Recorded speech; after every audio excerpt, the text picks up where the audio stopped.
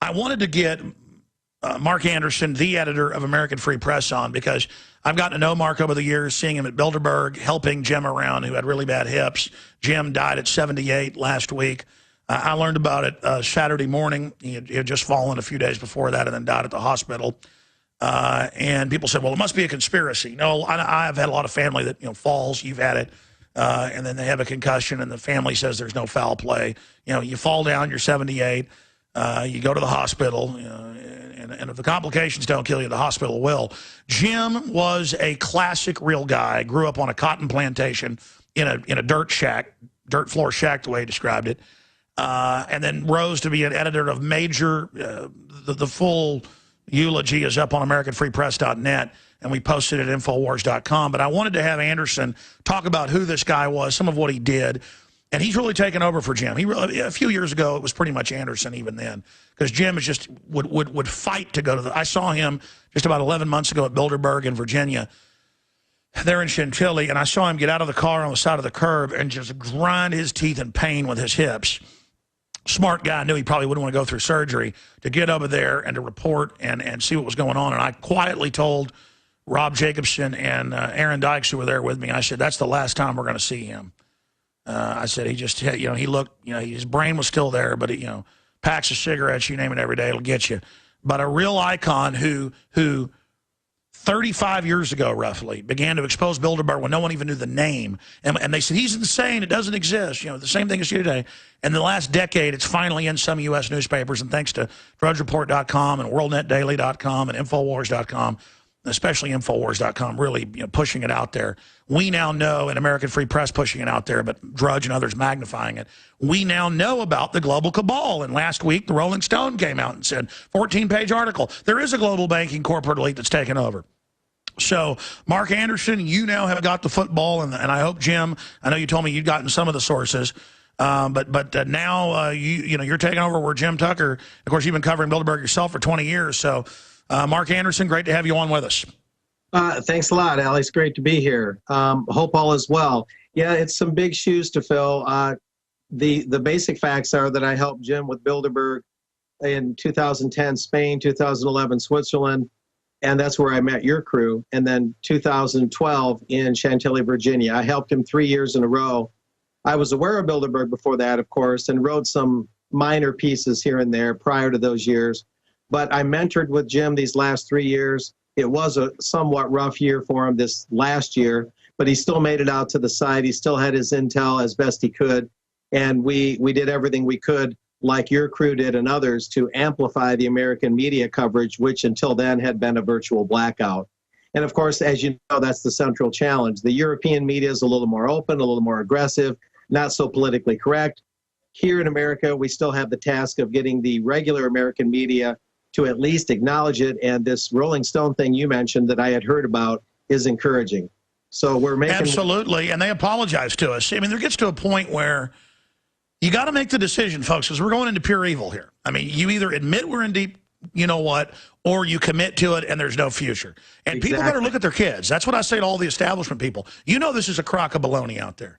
And your paycheck isn't going to be worth anything soon. Now, but before you get into Bilderberg 2013, AmericanFreePress.net, and carrying the torch for Jim, talk about Jim Tucker himself and why, even though he'd been very secretive about his sources and everything, obviously needing to be, why he began to pass the torch to you about 4 years ago. And he actually called us on last Monday, and I never got back to him. I was supposed to, and I just got too busy. He called me Monday. My assistant, Richard Reeves, talked to him at length about, we were going to see you at Bilderberg, going to England, how's, Alex and I are lucky that we're not good looking, ha, ha, ha. I'm going to have a drink with Alex, the classic stuff, because we sit back and drink a beer at night exchanging notes.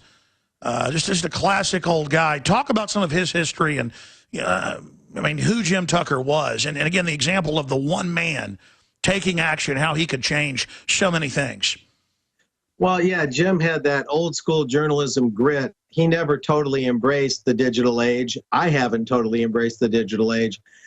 Jim thought I was a good fit, largely because I have one foot in the old school journalism and one foot in the news school. Like Jim, I came from mainstream media, Alex. I used to be a conventional reporter.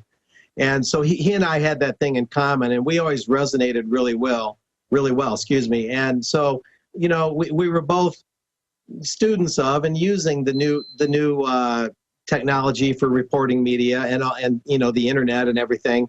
But we both had that similar background. We had that in common. And he was just a great mentor to, you know, to tell me to develop sources and which sources and how to go about it.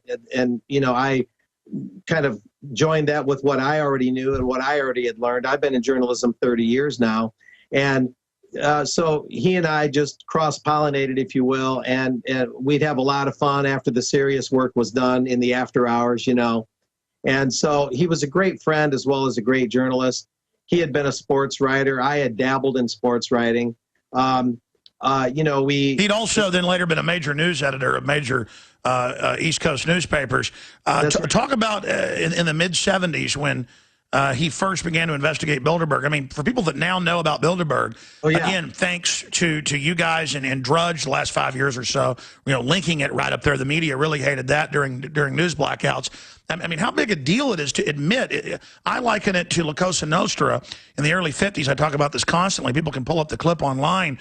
Hoover got before Congress and said there's no such thing as organized crime. Now, you laugh at that today, but people believed him then. You know, there's no such thing as organized crime. And this is the real organized crime. So they don't want this to be known. And this is a big deal, what he did. Yeah, this is the manicured mafia, I like to call it, the pampered plutocrats.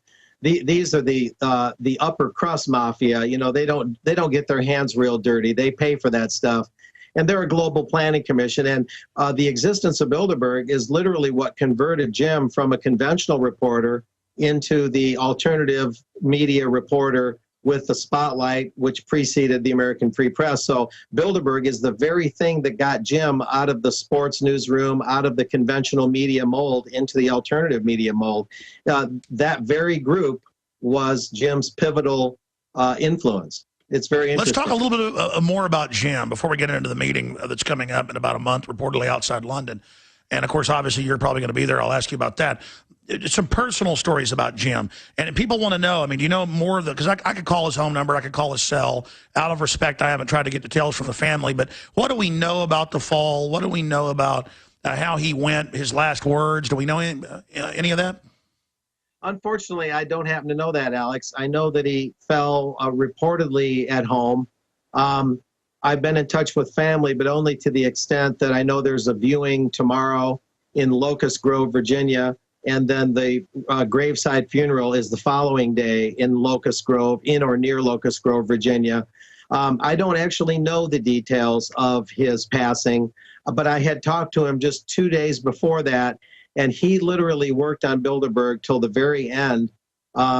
Of course, he didn't know the end was coming, you know, naturally, but he was working on it, and I actually saved some of my phone messages from him a couple of days before his passing,